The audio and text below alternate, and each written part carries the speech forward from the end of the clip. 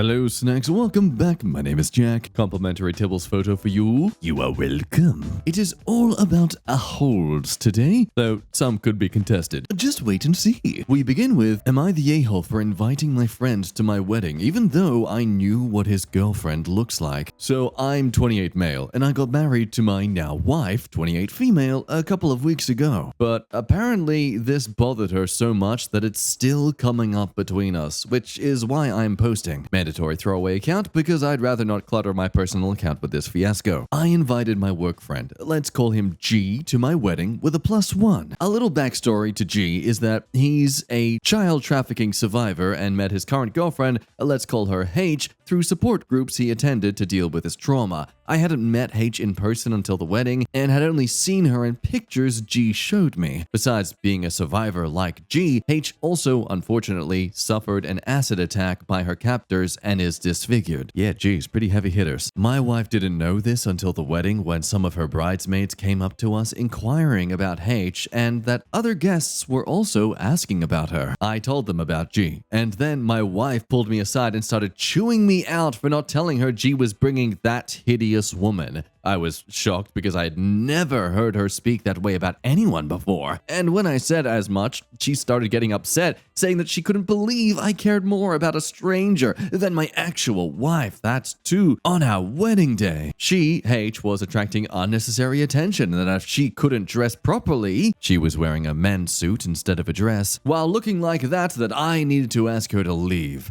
I tried arguing that G was my guest and friend and that I would feel horrible doing this to him, but my wife only got more upset, threatening to send one of her bridesmaids to talk to H, who agreed my wife was within her rights and were giving me dirty looks. At this point, I didn't know what else to do, and I managed to talk to G alone, apologizing profusely as I said my wife was uncomfortable with H's presence. He didn't say much, just looked upset and took H and left. Eventually, my wife cheered up, and the rest of the night was uneventful. Now, a couple of days ago, my in-laws hosted us so I could get to know them better. Over dinner, some of my wife's younger cousins were talking about H and how inspiring and empowering she was. The conversation turned to H, as it turned out her cousins had spoken with her at the wedding and found out she worked with child rescue organizations and crisis centers for women. They also gushed about how cool she was for wearing a suit, which didn't help my wife's mood. Although the conversation turned soon, when we got home, she snapped at me asking if I was happy now that she couldn't even have her wedding memories without the circus and its clowns, and that she couldn't believe I turned our wedding into someone's pity party. She's not now talking to me, and neither is G, who is also avoiding me at work. Here's where I think I'm the a-hole, as does my wife. I invited G with his girlfriend knowing she's disfigured and indirectly stole my wife's spotlight. So am I the a-hole? So many thoughts. Unusual to wear a red flag as a bride. Besides that, not the a-hole. And many others side with this belief to point out that a divorce may be the healthiest life choice you make in the moment, but interestingly, a lot of these are downvoted, as many would like to say that OP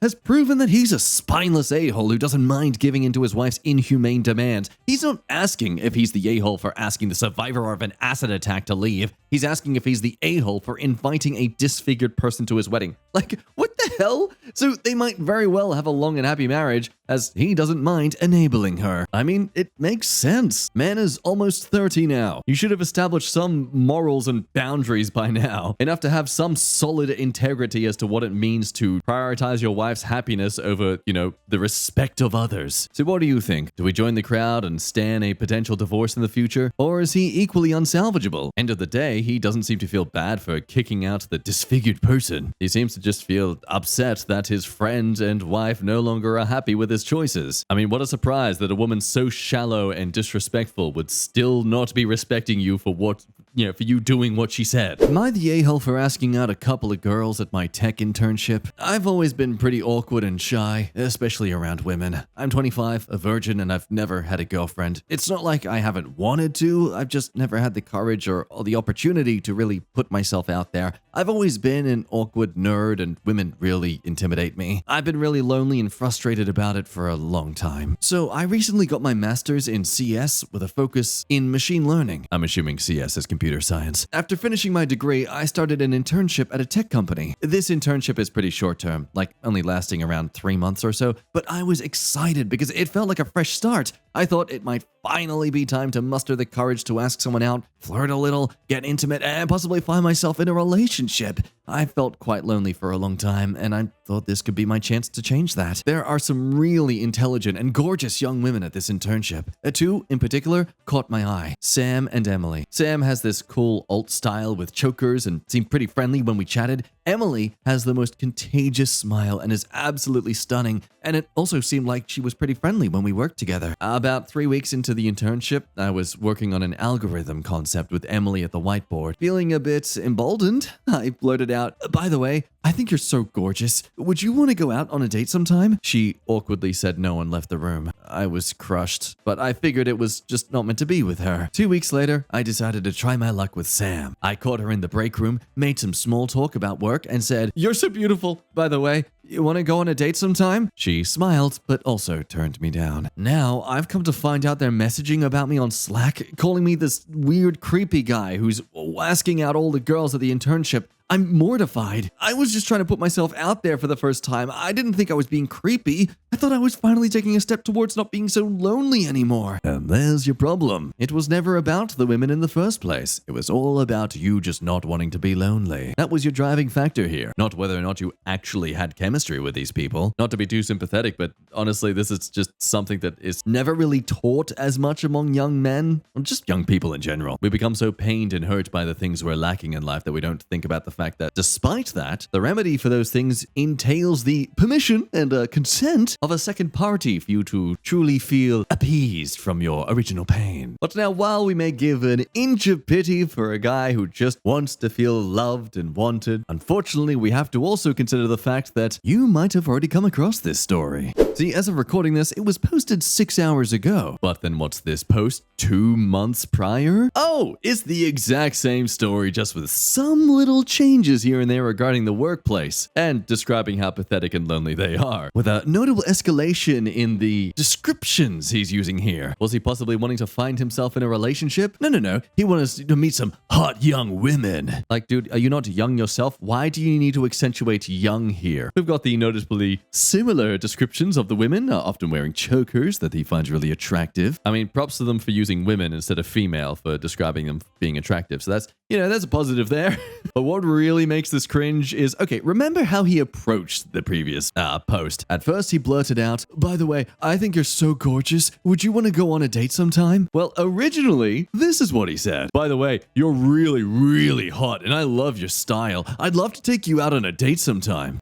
Far less cute and adorable virgin guy nervous about confessing beauty, isn't it? Now, the rest is pretty much the same with him just being equally creepy, but notably, turns out in the original post, it's not just these two women sharing the info about him being a weird guy hitting on all the female coworkers. No, it's all the women in the workplace. And turns out he's going to be getting reported to HR. And of course, trying to just summarize it with him, he's merely just trying to meet someone. As if telling someone you find them intimately desirable is the exact same as just saying, "Hey, nice to meet you. What do you get up to?" That's cool. It's just a classic example that even regardless if he's an incel, a virgin, or just trying to learn to talk to women for the first time in his life, you don't poop where you eat. Stop trying to date your coworkers. It never works well. I don't care if this is coming right below it that says, "Hey, it's worked for some of my friends, and they're now married." I guarantee all their coworkers were just fearful for the social dynamic being destroyed because they end up having a falling out. I swear, for every story I hear about coworkers working out together, there's like 4 or 5 other experiences being in the other direction entirely. End of the day, let's stick with this lesson. If you're gonna try and hook up or even get in a relationship with coworkers, at least do the basic effort of building a rapport first. Again, not being lonely is a two-way street of a solution. It's not just about what you want, it's about what the potential partner wants as well. Now listen carefully to this title. It may be hard to tell who's the a-hole here. Am I the a-hole for not wanting to be miserable in economy with my wife and wanting business for myself on an 11-hour flight? We are currently on vacation for 2 weeks, and the last 2 days are supposed to be all-day rain, like inches of of rain, and we have flights on the last day of our vacation at 8 p.m. So I've been looking for points deals to see if I can upgrade to business class from premium economy. Well, I stumbled on a deal to fly out one day earlier, which will allow my wife an extra day to recover before work, but availability is limited to 2 economy seats and 1 business. The hotel is already paid for and non-refundable. I told her if she wants to go home a day early, I'll get the business class and she can be miserable in economy for 11 hours. Otherwise, we have premium economy the next night, which will get us home Monday night at 11 p.m. in time to work Tuesday early morning for her. I'll be on call Tuesday morning as well. Am I the a-hole for not wanting to be miserable in economy with my wife? She says we should be miserable together. So their original travel plan is to leave and get home Monday night, of which he's basically got a day off until he's needed. Or they leave a day early where he gets to have a business class experience and an extra day off. I wonder which is a good deal for him more so than her ever at all. Now, I hope he explains his, bluntness about the situation. He personally doesn't want to actually get home early. He's fine with the flooding rain and the seats they already have booked, which is business class together. It's more about the issue that she wants to leave early because she doesn't want to spend 2 days just sitting inside. They might as well be at home. And he's basically saying, okay, you want that? This is the only option we have here. If I have to lose out on an extra day of vacation that you technically also get to enjoy and are also sacrificing, then I deserve to be rewarded with business class on the way home instead of being miserable in economy. Like, instead of facing the problem together, he's trying to throw her off the bridge. He doesn't see it as them both sacrificing business class to go home early. He sees it as, she's trying to take away my business class. She's the monster. And let's use his response to this about giving your wife the business class and you taking economy. Well, Opie's response, no, I don't want to. But okay, as much as I'm bagging on this guy here, there is this comment to consider that, again, it's his wife requesting to cut their paid vacation short. I mean, she is literally the one causing this mess, so why should OP have to suffer for her poor decision making? Some would want to argue that rain is not poor decision making. Who wants to sit in a hotel for 2 days?